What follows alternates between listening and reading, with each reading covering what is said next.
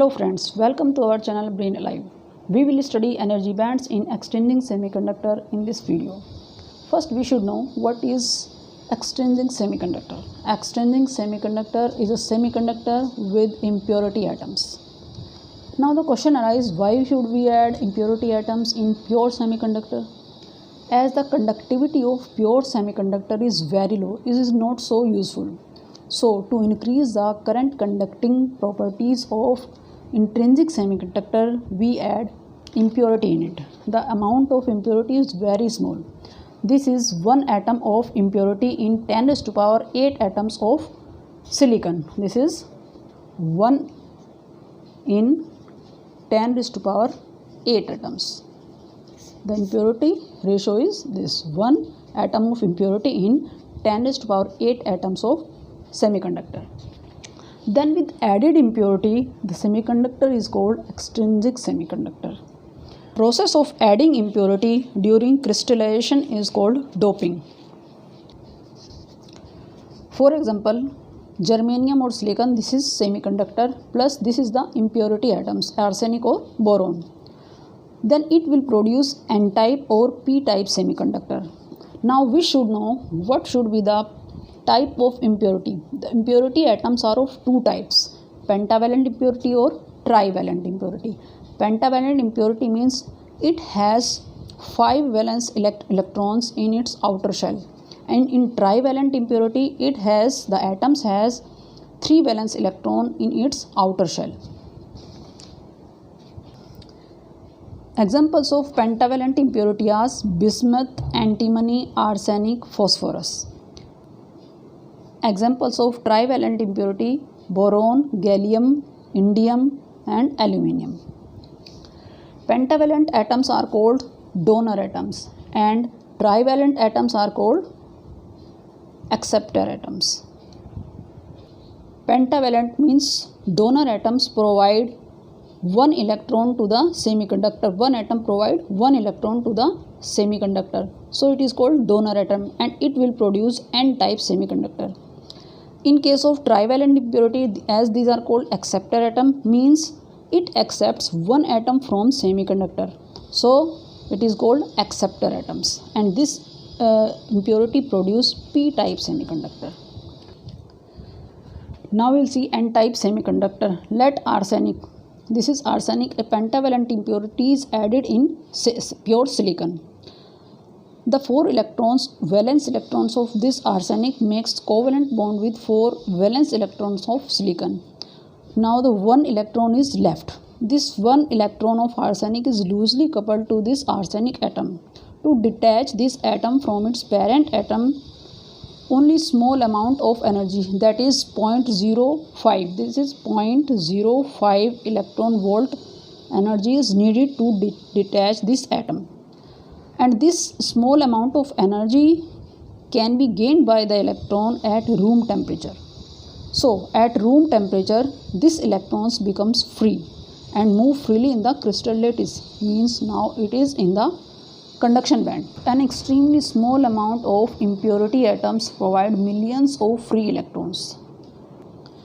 Now we will see the energy band diagram of N-type semiconductor.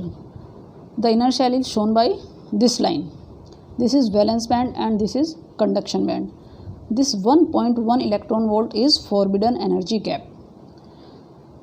We can see in this diagram that number of electrons in conduction band is more than the holes in valence band. As we know, in intrinsic semiconductor, number of holes in valence band is equal to the number of electrons in conduction band. But in case of extrinsic semiconductor, in N-type semiconductor, electrons in conduction band are greater than the holes in valence band, means number of free electrons are more in case of N-type semiconductor.